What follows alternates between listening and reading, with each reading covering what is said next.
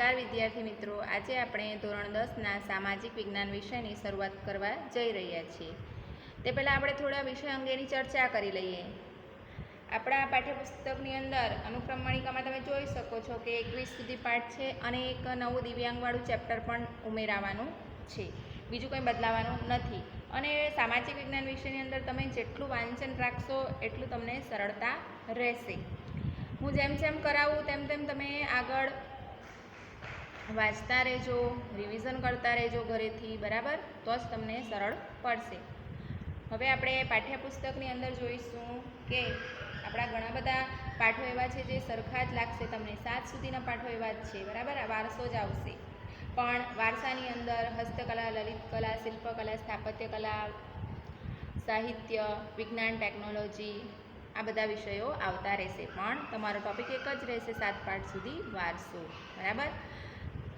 તો હવે આપણે પાઠ્યપુસ્તકની અંદર પ્રથમ પ્રકરણની શરૂઆત કરીશું, ભારતનો વારસો. તમે બધા પાઠ્યપુસ્તક લઈને જ બેસજો અને હું જે હોમવર્ક મોકલું તે પણ કરતા રહેજો તમારા નોટબુકની અંદર, અને હું પછી ચેક કરવા પણ મંગાવીશ, બરાબર?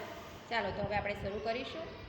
ભારત પ્રાચીન સંસ્કૃતિ ધરાવતો દેશ છે. ભારતના પ્રાચીન ગ્રંથ વિષ્ણુ પુરાણમાં ભારત વિશે કહેવામાં આવ્યું છે. ઉત્તરમ યત સમુદ્રસ્ય હિમાદ્રેશ્ચેવ દક્ષિણમ વર્ષતદ ભારત નામ ભારતીયત્ર સંસતિ. આનો મતલબ થાય છે, આનો અર્થ થાય છે સમુદ્રની ઉત્તરે. તમને ખબર છે સમુદ્રની ઉત્તરે કેમ કીધું? તો કે નીચે જે હિન્દ મહાસાગર આવેલો છે એની ઉપર ભારત છે, અને હિમાલયની દક્ષિણે આવેલા સ્થળનું નામ, હિમાલયની દક્ષિણે, હિમાલય પર્વતમાળાની દક્ષિણ બાજુએ જે સ્થળ આવેલું છે એનું નામ ભારતવર્ષ છે, જેના સંતાનો ભારતીય છે, બરાબર? આ શેની અંદર કહેવાયું છે? વિષ્ણુ પુરાણની અંદર. તો કદાચ ટૂંકો સવાલ એવો પૂછાઈ શકાય કે વિષ્ણુ પુરાણની અંદર ભારત વિશે શું કહેવાયું છે. હવે આપણે આગળ વધીશું. ભારતમાં શુભ કાર્ય પ્રારંભે લેવાતા સંકલ્પોમાં ભારત વર્ષ, ભારતખંડ, જંબુ દ્વીપ, આર્યાવર્ત વગેરે શબ્દનો ઉપયોગ થાય છે, અને તમે એ શબ્દથી પરિચિત છો. વિદ્યાલયની અંદર જે સવારે આપણે યજ્ઞ કરીએ છીએ, અગ્નિહોત્રમ કરીએ છીએ, તેની અંદર આ શબ્દનો પ્રયોગ થાય છે.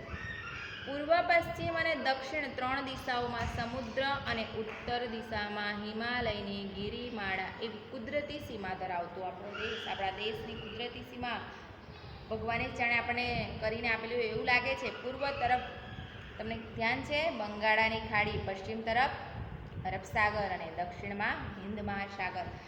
ત્રણેય બાજુએ જળ સીમા ધરાવતા પ્રદેશને શું કહેવાયું? કંઈક ખ્યાલ છે તમને? તો કે જે ભૂમિ પ્રદેશની ત્રણેય બાજુ જળ સીમા ને એક બાજુ જમીની સીમા હોય એને દ્વીપકલ્પ કહેવાય. ભારતને દ્વીપકલ્પ પણ કહેવામાં આવે છે. 9મા ધોરણમાં આવી ગયું હશે. ઉત્તર દિશામાં કઈ પર્વતમાળા છે? હિમાલય. આપણા દેશની સમૃદ્ધિથી આકર્ષાઈને અનેક વિદેશી પ્રજાઓ વેપાર કરવા ભારત આવી ધોરણ 9ની અંદર પ્રથમ પ્રકરણમાં આવી જાય છે, અને અહીંયા જ સ્થાયી થઈ અને ભારતીય સંસ્કૃતિના મહાનદમાં ભળી ગઈ. એટલે અનેક લોકો, અનેક વિદેશી પ્રજા ભારતમાં આવી અને ભારતીય થઈને જ રહી ગઈ એવું કહેવાય. આ આદાન પ્રદાનની પરસ્પર પ્રક્રિયા દ્વારા દેશમાં અનેક પરિવર્તનો જોવા મળ્યા. જે વિદેશી પ્રજા ભારતમાં આવી તે લોકો પોતાના રીતિ રિવાજો, સંસ્કૃતિ, રહેણી કરણી સાથે જ લઈને આવ્યા, અને અહીંયા એના બરાબર બધું ભેગું થઈ ગયું અને અનેક પરિવર્તનો થયા. આ રીતે અનેક પેઢીમાંથી બીજી પેઢીમાં આપણા વારસાનું હસ્તાંતરણ થયું. એટલે કે એક પેઢી પોતાની પાસે જે કંઈ છે એ વારસા સ્વરૂપે બીજી પેઢીને આપે, એના હાથમાં આપે, એટલે કહેવાય હસ્તાંતરણ થયું એને. અને તેનો સાતત્યપૂર્ણ વિકાસ. સાતત્યપૂર્ણ તમારા પાઠ્યપુસ્તકમાં જો સાતત્યપૂર્ણ શબ્દ નવો લાગે તમને. સાતત્યપૂર્ણ એટલે સતત, અતૂટપણું, એટલે વારસો ક્યાં પણ અટકી પડતો નથી, તૂટી જતો નથી. એક પેઢી પછી બીજી પેઢી, એના પછી આગળની પેઢી પર પેઢી દર પેઢી આગળ વધ્યા જ કરે છે, બરાબર? હવે આપણે આગળ વધીશું. ભારતનું સ્થાન અને વિસ્તાર 9મા ધોરણની અંદર ભૂગોળના જે પાછળના પાઠો છે 13મો અને 14મો પાઠ તમે ભણીને જ આવ્યા છો. તો કે વર્તમાન ભારતના સ્થાન, કદ અને વિસ્તાર વિશે આપણે ધોરણમાં અભ્યાસ કરી જ ગયા છે. પ્રાચીન સમયમાં ભારતનું સ્થાન ઘણું વિશાળ હતું. તમે અખંડ ભારત વિશે જાણો છો કે ભારતની અંદર જે આજુબાજુના પડોશી દેશો જે છૂટા પડી ગયા છે એ બધા ભેગા જ હતા. પાકિસ્તાન, બાંગ્લાદેશ, ભૂટાન, નેપાળ, મ્યાનમાર, શ્રીલંકા, આ બધું જ ભેગું થઈને અખંડ ભારતનું નિર્માણ થતું હતું. પરંતુ અત્યારે પરિસ્થિતિ જુદી છે.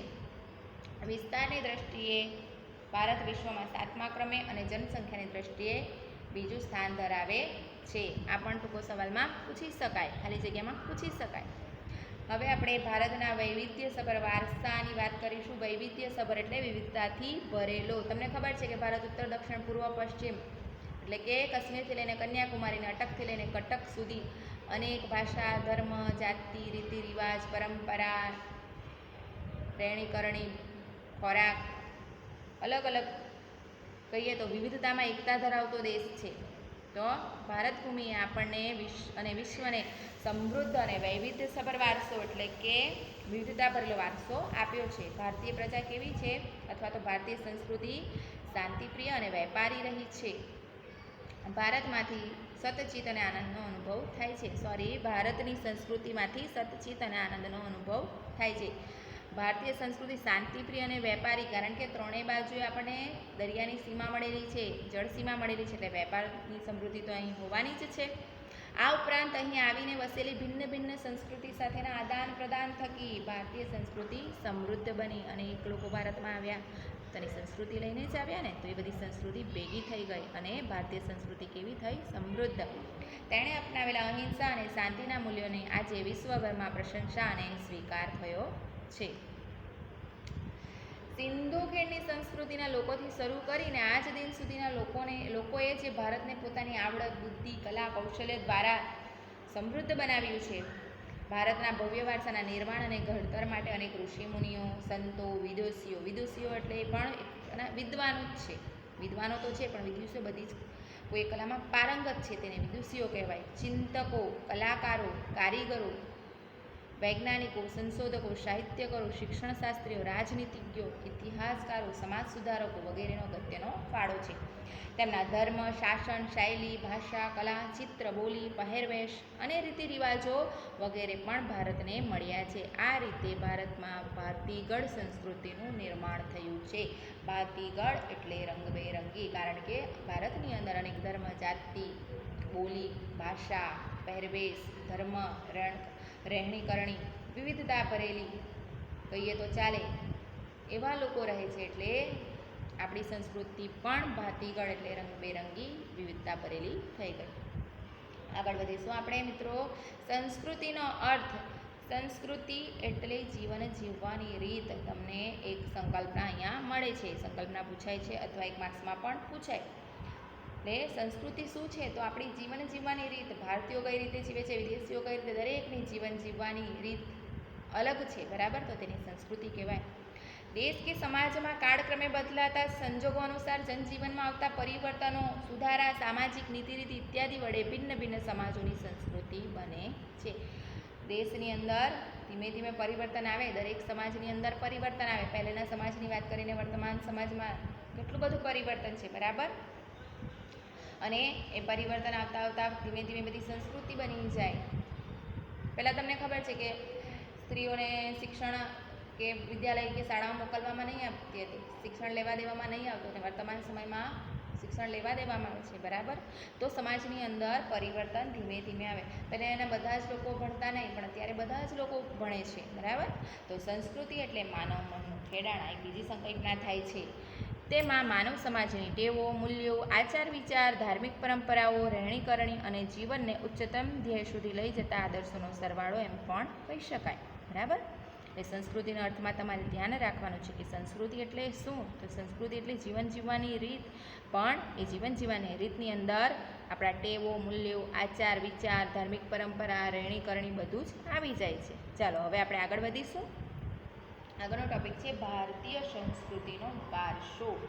હવે વારસો એટલે શું? તો કે વારસો એટલે આપણા પૂર્વજો તરફથી મળેલી અમૂલ્ય ભેટ. આપણને જેનું કોઈ મૂલ્ય નથી, અમૂલ્ય એટલે જેનું કોઈ મૂલ્ય નથી એવી ભેટ છે આપણને આપણા પૂર્વજો તરફથી પ્રાપ્ત થઈ છે, બરાબર? કદાચ તમને તમારા દાદા દાદી કંઈ આપી જાય તો આપી જાય ને, પૈસા હોય, ઘરેણાં હોય, જમીન હોય, વાડી ઘર, તો એ પૂર્વજો તરફથી મળેલી અમૂલ્ય ભેટ છે. તો આપણને આ સંસ્કૃતિનો વારસો મળેલો છે આપણા દેશ તરફથી, બરાબર? એટલે વારસો એટલે આપણા પૂર્વજો તરફથી મળેલી અમૂલ્ય ભેટ. ભારતનો ઇતિહાસ હજારો વર્ષ પુરાણો છે. શાળાકીય અભ્યાસમાં લેવાતા દૈનિક પ્રતિજ્ઞાપત્રમાં, તમારા પાઠ્યપુસ્તકના પાનામાં છે, આગળ જોજો પ્રતિજ્ઞાપત્ર. કે હું મારા દેશને ચાહું છું અને તેના સમૃદ્ધ અને વૈવિધ્યપૂર્ણ વારસાનો મને ગર્વ છે. દરેકને પોતાના વારસાનો ગર્વ હોવો જોઈએ. પછી જે આપણા પૂર્વજો આપણે જે કંઈ આપી ગયા હોય એને તેમ કહી શકાય. આ સમૃદ્ધ વારસો એટલે ભારતનું સમગ્ર વિશ્વને કે પૂર્ણ માનવ જીવનના રહસ્યનું પ્રદાન એમ કહી શકાય. ભારતના આ વારસાને આપણે 2 વિભાગમાં વહેંચેલો છે. પાછળ પાઠ્યપુસ્તકમાંનું ફેરવજો કે વારસાના 2 પ્રકાર છે, પ્રાકૃતિક અને સાંસ્કૃતિક. વારસો એટલે શું? તો કે વારસો એટલે પૂર્વજો તરફથી મળેલી અમૂલ્ય ભેટ. અને વારસાના પ્રકાર કેટલા? તો કે 2, ભારતનો પ્રાકૃતિક વારસો અને સાંસ્કૃતિક વારસો. આ લોંગ ક્વેશ્ચનમાં 5 માર્કના ક્વેશ્ચનમાં પૂછાય છે. ભારતનો પ્રાકૃતિક વારસો, તમને હેડિંગની અંદર જ ખબર પડી જાય કે પ્રાકૃતિક એટલે કે પ્રકૃતિ તરફથી મળેલો વારસો એને પ્રાકૃતિક વારસો કહેવાય. પ્રકૃતિ, પર્યાવરણ અને માનવ જીવન વચ્ચેના નિકટતમ સંબંધોનું પરિણામ એટલે પ્રાકૃતિક વારસો. બરાબર? પ્રાકૃતિક વારસો કોને કહેવાશે? પ્રકૃતિ, પર્યાવરણ અને માનવ જીવન વચ્ચેના નિકટતમ સંબંધોનું પરિણામ એટલે પ્રાકૃતિક વારસો. મનુષ્ય પ્રાચીન સમયથી પર્યાવરણ, પ્રકૃતિ કે માનવ, પ્રાણીઓ બધા સાથે જોડાયેલો છે. બરાબર? આપણને પ્રકૃતિ વગર, પર્યાવરણ વગર ન ચાલી શકે. તમે અત્યારે ઓક્સિજન જે શ્વાસમાં લેવ છો એ આપણને વૃક્ષો તરફથી જ મળે છે. બરાબર? પ્રાકૃતિક વારસો એ કુદરતની ભેટ છે. ભારતનો પ્રાકૃતિક વારસો વિશિષ્ટ અને વૈવિધ્યસભર છે. પ્રાકૃતિક વારસાની અંદર ઘણી બધી વસ્તુઓ આવે એટલે આપણે એને વૈવિધ્યસભર કહીએ છીએ.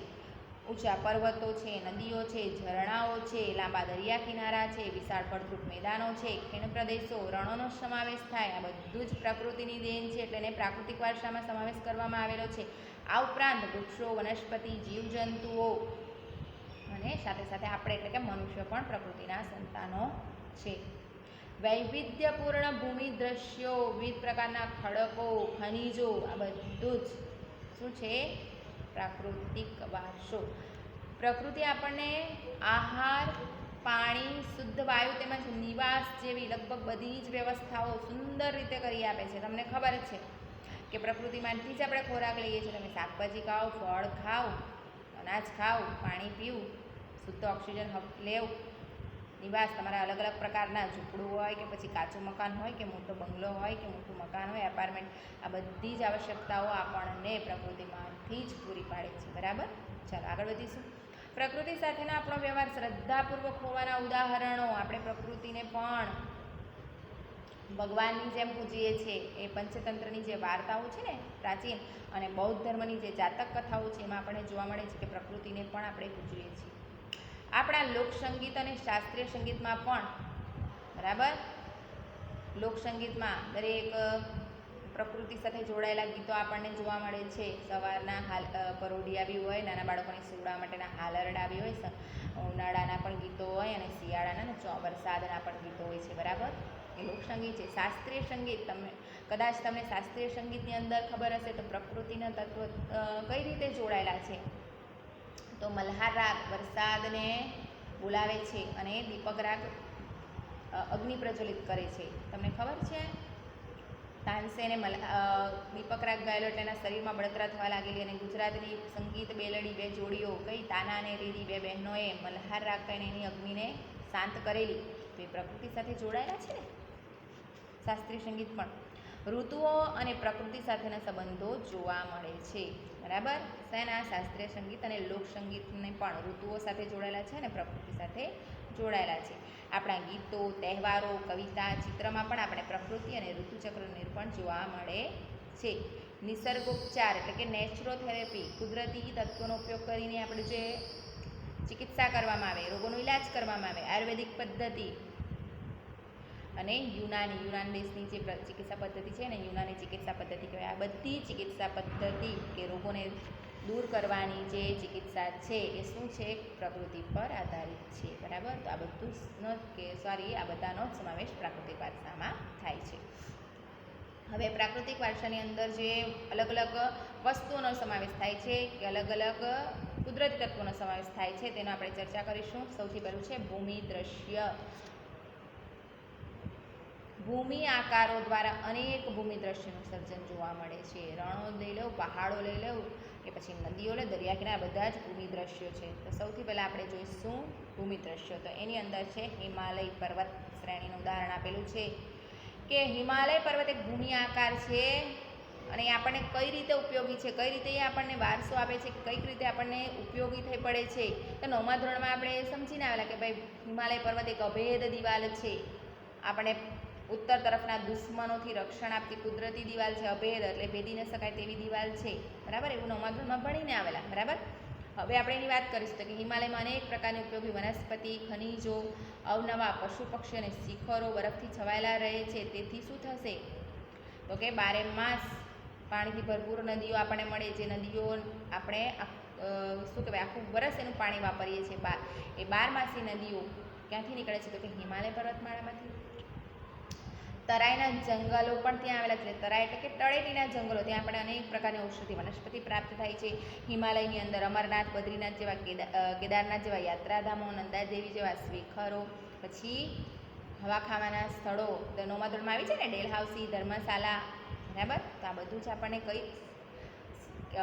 શેમાંથી પ્રાપ્ત થયું તો કે હિમાલય પર્વતમાંથી, ભૂમિ દ્રશ્યમાંથી, બરાબર. તો એ કુદરતની ભેટ કહેવાશે ને, તો આપણા જીવન માટે ઉપયોગી છે ને, એ પ્રાકૃતિક વારસો. સરસ, ચાલો હવે આગળ વધીશું. નદીઓ તો કે નદી તો આપણી બધી જ જરૂરિયાત પૂરી કરે. નદીઓને તો આપણે લોકમાતા કહીએ, બરાબર. પીવાના પાણી, પછી સિંચાઈનું પાણી, વપરાશનું પાણી, ઉદ્યોગો માટેનું પાણી, પછી જળમાર્ગ તરીકે એની માટીથી આપણે લીપણ કરી શકીએ, ઘર બનાવી શકીએ. અને જો કલાકાર હોય તો એના માટીથી સુંદર કલાત્મક ચીજ વસ્તુ બનાવે. અને કદાચ કોઈ ચિત્રકાર હોય તો ત્યાં જઈને સુંદર મજાના ચિત્રો પણ દોરે. સવારનું દ્રશ્ય નદીનું અલગ હોય, નદી કિનારે સાંજનું દ્રશ્ય અલગ હોય, બરાબર. તો નદીઓને આપણે શું કહીએ છીએ? લોકમાતા. દુનિયાની બધી જ સંસ્કૃતિ લઈ લેવું, ક્યાં વિકાસ પામી છે? નદી કિનારે. આપણે શરૂઆત કરીશું ભારતીય સંસ્કૃતિ સિંધુ અને રાવી નદીના કિનારે પાલન પોષણ. હવે અત્યારે વર્તમાન સમયની એક પરિસ્થિતિની વાત કરીએ તો વર્તમાન સમયમાં બધા મોટા શહેરો ક્યાં વિકસેલા છે? તમે ધ્યાન રાખો. નવસારી કઈ નદીના કિનારે છે? પૂર્ણા. સુરત, તાપી, ભરૂચ, નર્મદા. અમદાવાદ તો કે સાબરમતી. હજુ આગળ વધી આ બાજુ વલસાડ કઈ નદીના કિનારે આવેલું છે તો કે ઔરંગા. પછી દમણ જઈએ તો દમણ ગંગા, બરાબર. તો બધા શહેરો નદી કિનારે કેમ વિકસિત થાય? કારણ કે નદી આપણી બધી જ જરૂરિયાતો પૂરી કરે છે, બરાબર ને. ચાલો, તો કે પ્રાચીન કાળથી નદીઓ પ્રાકૃતિક માર્ગ પૂરો પાડતી રહી છે. ભારતીય સંસ્કૃતિ સિંધુ અને રાવી નદીના કિનારે જ પાલન પોષણ પામી. સિંધુ, ગંગા, યમુના, સરસ્વતી, નર્મદા, ગોદાવરી, કૃષ્ણા, કાવેરી જેવી લગભગ બધી જ નદીઓ ભારતના લોકજીવન પર પ્રગાઢ અસર. આ તો બધી મોટી મોટી નદીઓના નામ આપેલા છે, પણ બીજી ઘણી બધી નાની નદીઓ પણ છે. પીવાનું પાણી, વપરાશનું પાણી, સિંચાઈનું પાણી, ખેતી, જળમાર્ગ જેવી આપણી મહત્ત્વની જરૂરિયાતો સંતોષવામાં નદીઓનું સ્થાન અગ્રીમ છે. તે ઉપરાંત માટીના વાસણો, મકાનો, લીપણ તથા ઉદ્યોગોના વિકાસ માટે પણ માનવીએ નદીના પાણી પર આધારિત રહેવું પડ્યું છે. આમ નદીઓએ ભારતીય પ્રજાજીવનને સમૃદ્ધ બનાવ્યું. આપણી સંસ્કૃતિમાં પ્રાચીન કાળથી નદી કિનારાના ઉષા અને સંધ્યાના વિવિધ ભૂમિ દ્રશ્યો દ્વારા ભરપૂર સૌંદર્ય, કલા, સૂઝ અને કૌશલ્યનો પણ વિકાસ થયો છે. આ બધી પ્રાકૃતિક વારસામાંથી જ આપણને આ બધું મળેલું છે. તેથી આપણે નદીને શું કહીએ છીએ? લોકમાતા.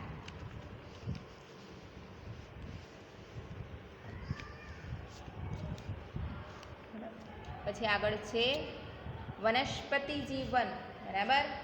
તમને મેં કીધું તેમ આપણે અનાજ ખાઈએ, શાકભાજી ખાઈએ કે ફળ ખાઈએ, બધું ક્યાંથી પ્રાપ્ત થાય છે? વનસ્પતિમાંથી.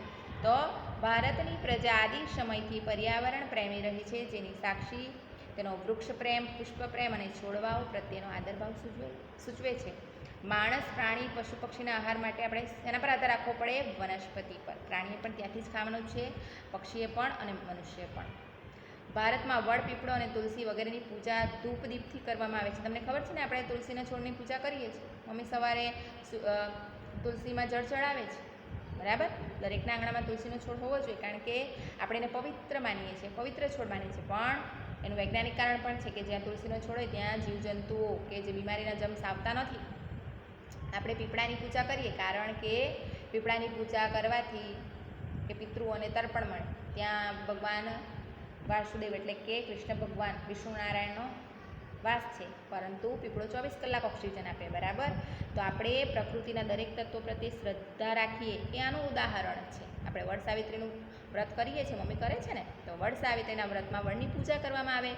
પછી અનાજ, કઠોળ, તેલીબિયાના છોડ એટલે કે જેમાંથી તેલ નીકળે અને તેલ આપણે ખોરાકમાં ઉપયોગ કરીએ. ધન ધાન્યથી લહેરાતા ખેતરો, વન સમૃદ્ધિથી બનેલા જંગલો અને ઔષધિઓ માટે છોડવાઓ આપણા અતિ પ્રાચીન કાળથી જીવનને સમૃદ્ધ બનાવ્યું છે, બરાબર. આ બધા છોડવાઓના આપણા જીવનમાં ખૂબ જ મહત્ત્વ છે, બધા જ વૃક્ષોનું, બધા જ છોડવાઓનું. હરડે, આંબળા, બેહડા, કુંવારપાઠું એટલે તમારે એલોવેરા, આંબળા, તમે જે મોટા આંબળા આપણે ખાઈએ છીએ તેને હરડે અને બેડા એ પણ દવામાં વપરાય છે, બરાબર.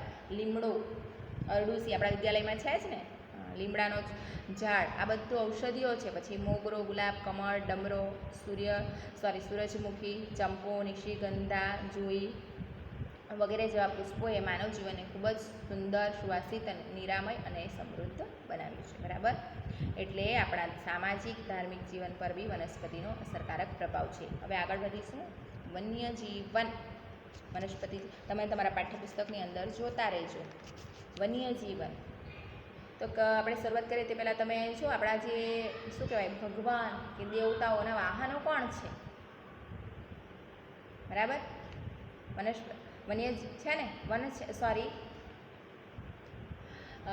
વન્યજીવનના જે ભાગરૂપ છે એવા ઘણા બધા પ્રાણીઓ આપણા દેવતાઓના વાહનો છે. તમને ખોટું નહીં લાગે, એવું ખોટો વાત નથી કરતી, ખોટી, પણ આપણે ઉદાહરણ તરીકે લઈએ છીએ. આપણે આપણા માતાજીને જોઈએ તો કે માતાજી વાઘ પર, સિંહ પર સવારી કરે ને, ગણપતિ બાપા ઉંદર પર સવારી કરે ને, તો આપણે ભગવાનના વાહનો છે એમ કહીએ તો ચાલે, બરાબર. તો આપણે જે વન્યજીવ છે કે પ્રાણીઓ છે એની પણ આપણે પૂજા કરીએ છીએ, એ પણ આપણા માટે શ્રદ્ધાનો વિષય છે. બળચોથ પર આપણે ગાયની પૂજા કરીએ છીએ ને, નાગપાંચમમાં આપણે નાગદેવતાની પૂજા કરીએ છીએ ને, બરાબર. તો પ્રાચીન સમયથી ભારત દેશ પ્રકૃતિ પ્રેમી હોવાની સાથે સાથે પ્રાણી પ્રેમી સંસ્કૃતિ ધરાવતો દેશ છે. વાઘ, સિંહ, ગેંડો, ચિત્તો, શિયાળ, રીંછ, હરણ, રોઝ, સાબર, સસલા, અજગર, સાપ, નાગ, નળિયો, ઘો, શાહુડી જેવા અનેક જીવો જોવા મળે છે. વિશ્વમાં એશિયાઈ સિંહો માત્ર ગુજરાતના ગીરના જંગલોમાં જ જોવા મળે છે. અને આપણી ધાર્મિક માન્યતાઓમાં લોકોને કેટલાક વન્યજીવો વાઘ, મોર, મગર, ગરુડ વગેરે દેવી દેવતાઓના વાહન તરીકે સ્થાન આપ્યું છે. આમાં પછી આપણી રાષ્ટ્ર મુદ્રામાં પણ 4 સિંહ, ઘોડો અને બળદની આકૃતિ મૂકીને તેનું મૂલ્ય આંક્યું છે, બરાબર. તો આપણે વન્યજીવોની એટલી જ શું કહેવાય રક્ષા કરીએ, વન્યજીવોને આપણે